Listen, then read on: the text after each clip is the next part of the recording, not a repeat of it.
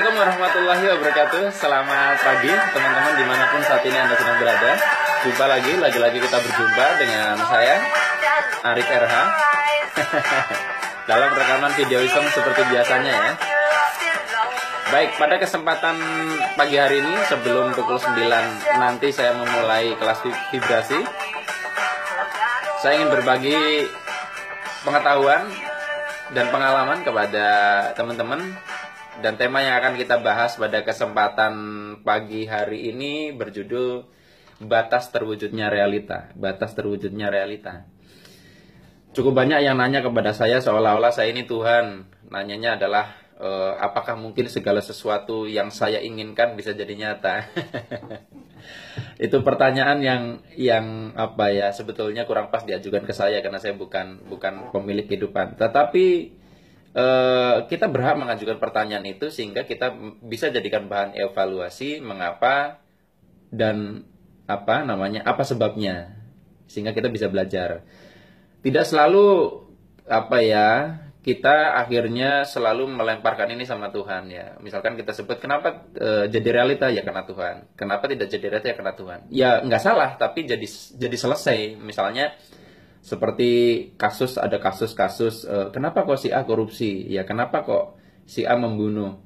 Kalau misalkan kita sebutkan ya sudah takdir Tuhan, selesai semuanya, akhirnya tidak ada yang kita pelajari. Nah, jadi hari ini yang saya maksud di sini bukan sok tahu atau melangkai Tuhan, tetapi saya mencoba untuk menalar dari apa yang saya amati berdasarkan sains dan juga pengalaman hidup sendiri. Dan tentunya silakan Anda cross check dengan pengalaman Anda.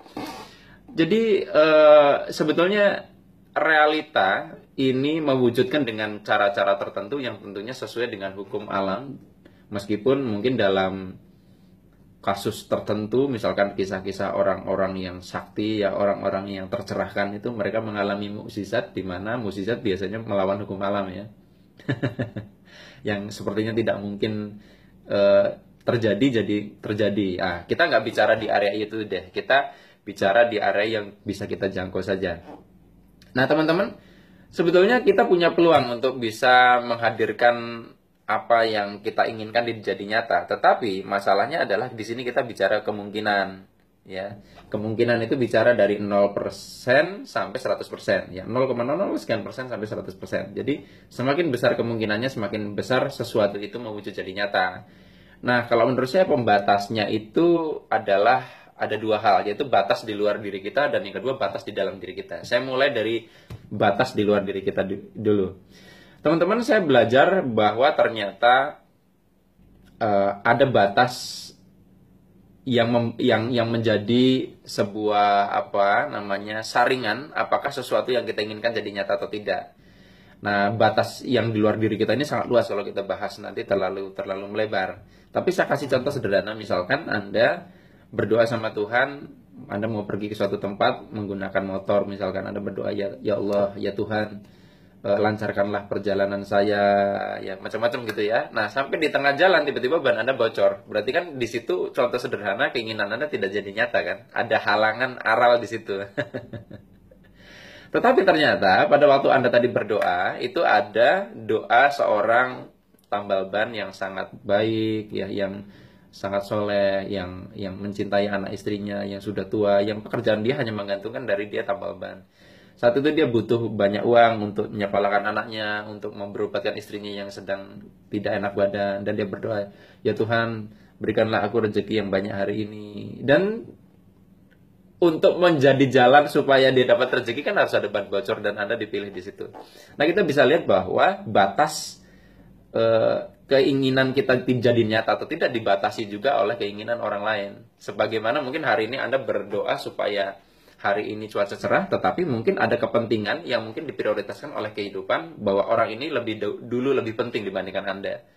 Ya, Anda berdoanya sekarang lancar, tadi kan Anda berdoanya tidak ada apa-apa, tetapi kehidupan melihat bahwa doa si Bapak ini lebih perlu diprioritaskan dan Anda dipilih sebagai kepanjangan tangan Tuhan untuk berbagi rezeki. Jadi sebetulnya kita bisa lihat tidak terwujudnya keinginan itu tidak selalu jelek, ya. Bahkan kita bisa dinaikkan satu level lebih tinggi sebagai kepanjangan tangan Tuhan untuk menyalurkan berkahnya.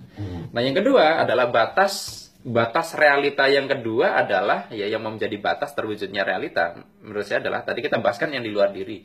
Nah sekarang yang di dalam diri adalah karena di dalam diri setiap orang termasuk saya ada yang namanya syarat dari sebuah realita itu jadi nyata atau tidak.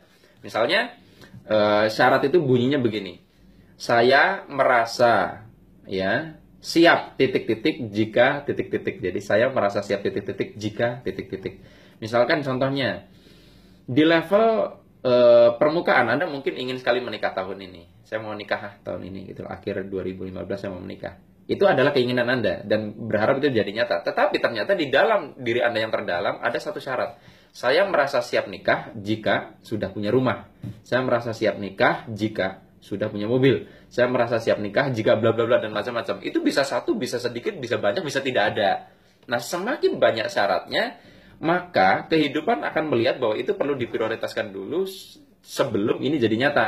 Nah, yang sering terjadi saya amati, banyak kok orang yang misalnya contohnya lama nggak punya anak, kemudian setelah dia bisa beli rumah, kemudian punya anak. Berarti tanpa disadari ada satu syarat di dalam dirinya, saya baru mau punya anak kalau nanti udah punya rumah. Kemudian ada juga yang saya baru mau menikah nanti kalau misalkan saya sudah bekerja. Setelah bekerja, ketemu jodoh. Nah, jadi sebetulnya bukan Tuhan menjauhkan sesuatu yang kita harapkan, tetapi kadang kita sendiri yang memberikan batas syarat sehingga jangan mendekat dulu deh sesuatu itu, karena memang kita merasa belum siap. Nah, coba sekarang teman-teman semua cermati syarat apakah yang kita tetapkan kepada diri kita sehingga kita bisa melihat apabila upaya kita sudah optimal, sesuatu itu terasa jauh sekali. Jangan-jangan ada syarat-syarat yang begitu rumit yang kita tetapkan. Bisa jadi di permukaan kita berpikir bahwa, aduh, saya pengen sekali sukses ya. Ternyata ada satu ketakutan, saya merasa siap sukses jika sudah begini. Ya, misalkan Anda berpikir nanti kalau jadi sukses itu, Anda akan banyak menerima telepon, ya. Saya merasa siap, ya, saya siap sukses kalau nanti sudah nyaman menerima telepon contohnya. Ini hal-hal sederhana, tetapi sesungguhnya ini menjadi syarat, menjadi pembatas kita. Nah, cermati baik-baik yuk sama-sama. Saya juga masih banyak syarat-syarat di dalam diri saya yang membatasi yang kita inginkan sendiri gitu loh. Jadi Tuhan tidak mempersulit kita, tapi kitalah yang membuat syaratnya. Jadi terus opsinya gimana kalau begitu? Yang pertama, penuhi syaratnya dulu atau Anda kurangin syaratnya secara sadar. Anda turunkan syaratnya, kriterianya sehingga tidak mempersulit sesuatu itu jadi nyata. Tapi untuk mengakhiri sesi ini, ngomong-ngomong kita bicara yang lain, ya kadang kita juga membuat syarat yang terlalu rumit untuk berbahagia ya. Saya merasa bahagia jika titik-titik ya. Khusus untuk kebahagiaan, sebaiknya kita persimpel syaratnya, ya.